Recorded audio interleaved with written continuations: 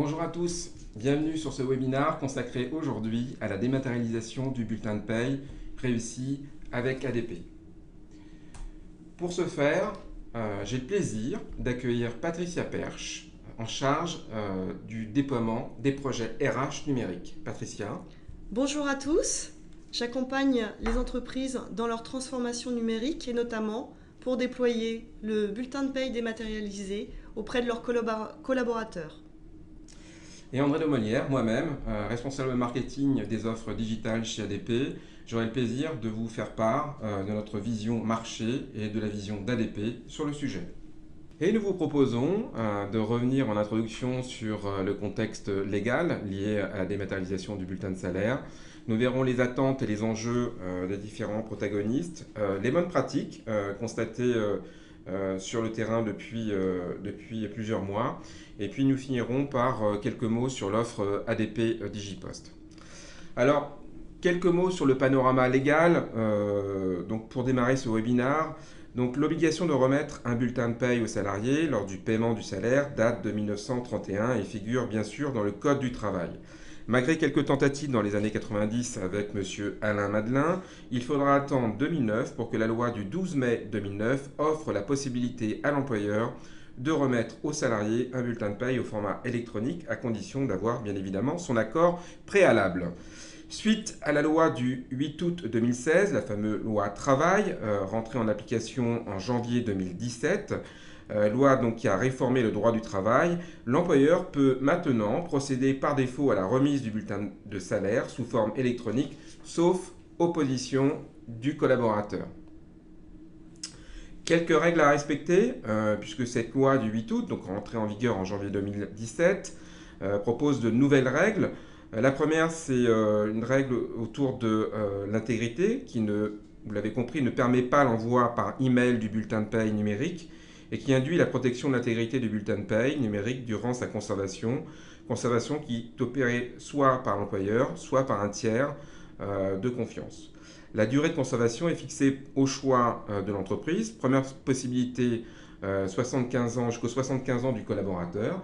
Deuxième possibilité, pour une durée de 50 ans pour chaque bulletin de paye déposé dans le coffre du collaborateur. Deuxième nouveauté, une information préalable. L'employeur doit informer le collaborateur par tout moyen, conférant date certaine, un mois avant la mise en place de la dématérialisation du bulletin de salaire. Refus du collaborateur, le salarié notifie en fait son opposition à l'employeur par tout moyen, lui conférant une date certaine. Lorsque l'opposition est notifiée postérieurement à la première émission, la demande du salarié prend effet au plus tard dans les 3 mois suivant la notification. Alors, quand on regarde et qu'on interroge en fait les différents acteurs, les différents protagonistes, salariés et experts RH, donc notamment sur une enquête qui a été menée donc en 2017 auprès d'un échantillon de 1002 personnes représentant des dirigeants et cadres dirigeants en France. En fait, les Français sont assez unanimes puisque 80% d'entre eux sont favorables à la dématérialisation du bulletin de salaire, ce qui est plutôt une bonne chose pour pouvoir parler du sujet. Quelques mots sur le CPA, puisque vous dire que Digipost fait partie des 5 premiers opérateurs du bulletin de paye dématérialisé ayant été reconnus par le ministère du Travail dans le cadre de la mise en place du compte personnel d'activité, le CPA. Digipost a même été le premier opérateur connecté au compte CPA. Bon, ainsi, un salarié dont l'employeur utilise les services, par exemple de Digipost, pour la gestion électronique des bulletins de salaire, va pouvoir consulter ses documents, ses bulletins de salaire, directement à partir de son CPA, les bulletins de salaire stockés dans son espace Digipost. Et c'est pour ça qu'il faut retenir que les documents restent exclusivement disponibles sur l'espace Digipost du collaborateur ou dans le service en ligne mis à disposition par l'employeur. Les attentes des salariés sur la dématérialisation du bulletin de salaire, elles sont nombreuses puisque le salarié a plutôt en tête de pouvoir disposer en fait d'un espace de stockage, un coffre-fort électronique en ligne pour conserver ses bulletins de salaire. avec en tête le fait que l'entreprise ne doit pas avoir accès, ne doit pas avoir de droit sur le coffre-fort électronique du salarié, que l'accès au coffre soit plus simple et plus rapide qu'un classeur en mode physique, un classeur papier, et surtout bénéficier d'une alimentation automatique des documents. Ça, c'est important.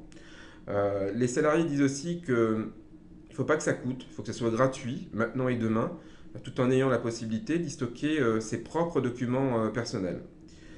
Les salariés veulent être également prévenus lorsqu'un nouveau document est disponible dans cet espace de coffre-fort électronique, prévenus par exemple par l'envoi d'une notification email.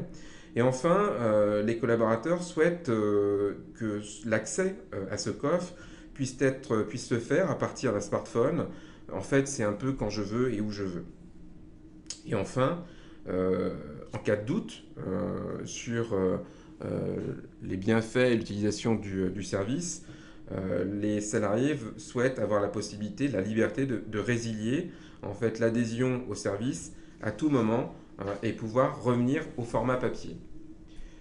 Autre attente des collaborateurs, eh bien, soyons fous, hein, quitte à basculer dans le numérique, autant bénéficier d'un coffre-fort connecté et alimenté avec et par des acteurs de la vie de tous les jours, téléphoniques, énergétiques, bancaires, etc.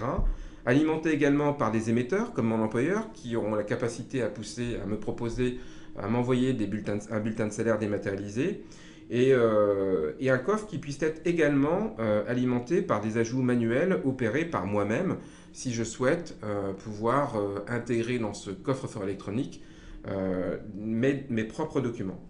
Le tout pour partager plus facilement ces documents lors de démarches administratives avec des tiers. Alors, ces démarches administratives, quand les salariés les illustrent, eh bien, elles prennent forme et elles apparaissent telles que vous pouvez les visualiser à l'écran. Le rêve, c'est de pouvoir effectivement digitaliser certaines démarches pour en accélérer l'issue. Retenons un exemple, la recherche d'appartement, où le coffre-fort va permettre de faciliter, de sécuriser cette démarche. Alors, cette démarche est de pouvoir monter un dossier, par exemple de location, pour un appartement, pour mon prochain appartement, en ayant tous les documents justificatifs nécessaires sous la main. Pouvoir en un clic créer un dossier, bulletin de salaire numérique, envoyé, reçu par nos employeurs, des quittances de loyer récents, un avis d'imposition et des justificatifs de domicile. Tout devrait être dans mon coffre-fort électronique et grâce à un lien de téléchargement unique, pouvoir me permettre de transmettre tous les documents à mon agence immobilière très très rapidement. Alors, les attentes des entreprises, elles, quelles sont-elles? C'est tout simplement de pouvoir disposer d'un processus sécurisé, d'une solution communicante pour la remise et la conservation du bulletin de paye dématérialisé. C'est pouvoir, de l'embauche jusqu'au départ d'un collaborateur, bénéficier de solutions permettant de protéger, de booster, de faciliter le partage de ces documents appartenant aux collaborateurs et à destination des collaborateurs. Je laisse la parole à Patricia Perche. Merci André. En accompagnant nos clients dans le déploiement du bulletin numérique auprès de leurs collaborateurs, j'ai pu observer un certain nombre de contextes favorables à cette transformation. La première, c'est effectivement une problématique de business. Exemple, une entreprise de retail qui se rapproche d'une autre entreprise de vente en ligne. Eh bien, le dirigeant doit opérer une transformation sur le core business, revoir son business model, le revisiter et aussi accompagner les collaborateurs pour développer la culture commune du digital. Deuxième contexte favorable, une RH digitale. C'est quoi? C'est la volonté du DRH de mettre en place un SI RH qui permet de gagner du temps sur des activités RH, du processus RH, tout en intégrant les technologies digitales pour renforcer la proximité et augmenter la productivité des équipes au sein du service. Donc on pense à des outils comme la pose de congé en ligne, le bulletin numérique en fait partie aussi, autant de services RH que peut apporter une DRH à ses collaborateurs. Troisième contexte, les actions RSE. Là, c'est vraiment important. Les organisations repensent leur stratégie business grâce à la RSE et y intègrent des actions volontaristes. Imposer le bulletin dématérialisé, dématérialiser les titres restaurants, les factures, les notes de frais, autant d'actions qui ont un impact direct sur le RSE. Et puis dernier contexte, l'administration numérique, qui effectivement favorise davantage donc la déclaration d'impôts en ligne. Toute la population en France doit pouvoir maintenant accéder, déclarer son impôt en ligne. La loi travail, qui favorise la dématérialisation du bulletin de paye, obligeant, ou tout au moins favorisant, le bulletin dématérialisé. Pour réussir ce projet de dématérialisation du bulletin, de transformation numérique, je conseille aux entreprises 2 choses. 1, bien ficeler leur plan de communication. Et 2, bien connaître sa population, la population cible. Qu'est-ce que c'est bien connaître la population cible? C'est bien d'avoir une cartographie en tête. Vous savez bien que 15% de la population ciblée adopte naturellement le projet, prend directement acte et s'engage dans le bulletin dématérialisé. C'est ce qu'on appelle les early adopters. Puis après, vous avez les 15% de réfractaires ou conservateurs. Qui sont-ils? Ce sont les 15% de personnes qui refusent la dématérialisation du bulletin de paye, qui préfèrent conserver un bulletin papier, puisque pour différentes raisons, ils préfèrent remettre le bulletin en main propre, ils préfèrent conserver dans leur boîte à chaussures le bulletin papier. Et puis entre les deux mondes, il y a le ventre mou. Le ventre mou, qu'est-ce que c'est? C'est 20% des salariés qui ne prennent pas le temps d'adopter le projet. Pourquoi? Parce qu'ils sont débordés, n'ont pas reçu la communication, ne sont pas sensibilisés. Ces personnes-là, de toute façon, dans le projet de la loi travail, s'ils ne manifestent pas leur refus, donc s'ils ne basculent pas dans les conservateurs, eh bien ces personnes-là auront de toute façon un bulletin dématérialisé. Et puis il y a la dernière population, j'ai encore une question, qui attendent des réponses. Ces personnes attendent des réponses et pour ça, les entreprises doivent être très sensibilisées là-dessus. Les porteurs du projet de la dématérialisation doivent apporter des réponses. C'est quoi des réponses? Mettre en ligne des FAQ, des foires aux questions, informer sur intranet, réaliser des affiches avec les 10 questions les plus posées sur le bulletin dématérialisé. Ce qui marche bien, pour répondre aux questions aussi des salariés, c'est d'organiser des réunions très courtes pour y répondre. Pause déjeuner. Et puis, mettre en place, pourquoi pas, des incentives pour favoriser justement l'adoption du bulletin dématérialisé. Dernier point concernant la réussite, c'est le plan de communication, comme je vous l'ai dit tout préalablement. C'est important de bien réussir son plan de communication. C'est quoi? S'appuyer sur les bons supports, des supports qui seront adaptés à la cible, à votre population. Si vous êtes dans le numérique, évidemment, diffuser les vidéos, c'est le plus opportun pour promouvoir votre projet. Sur les lieux de production, vous allez adopter plus les flyers ou les affiches. Et puis, axer votre relais de communication sur les assistantes qui remettent éventuellement le bulletin de paye en main propre aux collaborateurs. Ces personnes-là vont être un vrai relais pour sensibiliser et adopter plus facilement le bulletin dématérialisé. La fréquence, un plan de communication doit être aussi réglé par la fréquence, réaliser du teasing sur les avantages du produit. En 2 mois, c'est possible. Vous faites du buzz sur le produit et vous accélérez le taux d'adhésion. Et concernant le message, le contenu c'est très important évidemment. Reprendre les messages qui fonctionnent, c'est le fait que le salarié accède au-delà de son bulletin de paye dématérialisé à d'autres services autour de sa vie au quotidien, de sa vie administrative, de sa vie personnelle. Il peut archiver des documents qui vont au-delà de son bulletin de paye dématérialisé.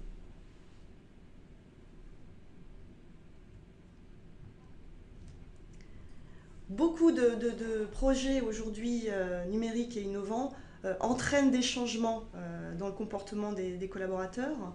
Donc il faut adapter justement le discours et trouver de nouvelles formes de communication. En synthèse, pour réussir la transition digitale sur le bulletin dématérialisé, les 4 facteurs sont ici présents. Une équipe de pilotage, qu'est-ce que c'est? C'est un porteur de projet, quelqu'un qui est nommé au sein de l'organisation de l'entreprise pour donner envie, pour effectivement engager tous les autres collaborateurs. Ce chef de projet, il doit être aussi soutenu de sa direction. Les IRP sont aussi un vecteur important de communication. Les IRP, s'ils posent beaucoup de questions, c'est aussi un signe d'achat. Ne pas négliger la réponse à ces instances. Nous pouvons les accompagner pour formaliser les réponses à ces instances. Le CODIR, les ambassadeurs, c'est important. C'est des personnes qui vont pouvoir donner la bonne parole, véhiculer les bons messages. Bref, c'est important de s'appuyer sur une bonne équipe de pilotage. Deuxième action, la vision simple est importante. Les entreprises doivent clarifier la stratégie autour du digital et s'appuyer sur la vision claire et simple de leur entreprise, de leur stratégie. Enfin, donner le pouvoir à chacun. Et là, on donne le pouvoir aux ambassadeurs qui vont avoir un discours sur le terrain, qui vont véhiculer la bonne parole et qui vont effectivement répondre au quotidien aux objections des collaborateurs qui posent des questions. Et enfin, célébrer les victoires, c'est mettre en place, positiver les résultats, donner de la visibilité sur le taux d'adoption du bulletin numérique et le taux d'adhésion. Bref, faire en sorte que les promoteurs parlent plus que les détracteurs. Merci Patricia. C'est nettement plus clair. On sait maintenant comment il convient de mettre en œuvre et en place pour réussir son projet de dématérialisation des bulletins de salaire, ce projet de transformation digitale. Alors, je vous propose de finir avec quelques mots sur la solution ADP DigiPost, puisque c'est une solution qui, au-delà du bulletin de paie dématérialisé, propose un véritable assistant personnel, sécurisé, qui est bien plus qu'un coffre-fort électronique RH d'archivage. C'est un véritable assistant personnel pour le quotidien des collaborateurs. Donc c'est un service qui est basé sur la fonctionnalité de dépôt du bulletin de salaire, bien évidemment, et son archivage durant 50 ans, qui est gratuit pour le salarié, même s'il change d'entreprise. Et c'est un service qui est complété par un pack évolutif de fonctionnalités qui ancre un peu plus chaque jour DigiPost dans le quotidien de ses utilisateurs.